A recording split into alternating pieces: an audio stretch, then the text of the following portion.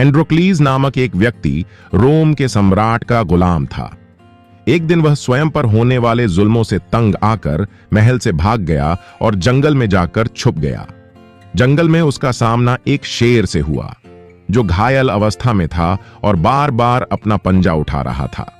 पहले तो एंड्रोक्लीज डरा, लेकिन फिर सहृदयता दिखाते हुए वह शेर के पास गया।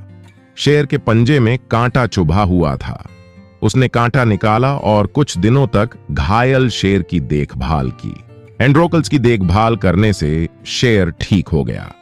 कृतज्ञता में उसने एंड्रोक्लस का हाथ चाटना शुरू कर दिया, फिर चुपचाप उसकी गुफा में चला गया। यहां सम्राट के सैनिक एंड्रोक्लस की तलाश कर रहे थे।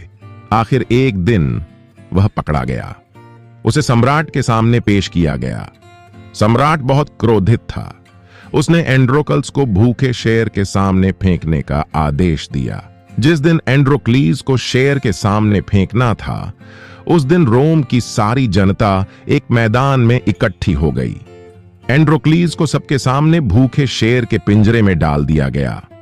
एंड्रोक्लीज डर गया। उसे सामने मौत नजर आ रही थी। वह भगवान को याद करने लगा। शेर एंड्रोक्लीज की ओर बढ़ा।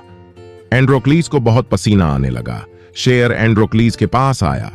एंड्रोक्लीज ने डर के मारे अपनी आंखें बंद कर लीं। पर यह क्या?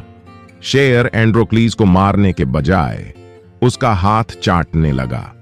सम्राट भी आश्चर्यचकित हुआ। सारी जनता भी आश्चर्यचकित हुई और एंड्रोक्लीज भी। आखिरकार एंड्रोक्लीज को समझ आ गया कि यह वही शेर है जिसकी उसने घायल होने पर देखभाल की थी। उसने एंड्रोक्लीज को पहचान लिया। वह भी शेर को सहलाने लगा और उसकी पीठ सहलाने लगा। यह देखकर सम्राट ने सैनिकों को एंड्रोक्लीज को पिंजरे से बाहर निकालने का आदेश दिया। उसने एंड्रोक्लीज से पूछा, तुमने ऐसा क्या किया कि शेर तुम्हें मारने के बजाय तुम्हारा हाथ चाटने लगा? एंड्रोक्लीज ने उन्हें जंगल की घटना सुनाई और कहा, महाराज, जब शेर घायल हो गया था तो मैंने कुछ दिनों तक ही उसकी देखभाल की थी।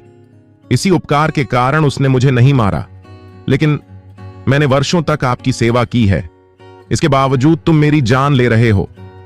सम्राट का हृदय दुख गया।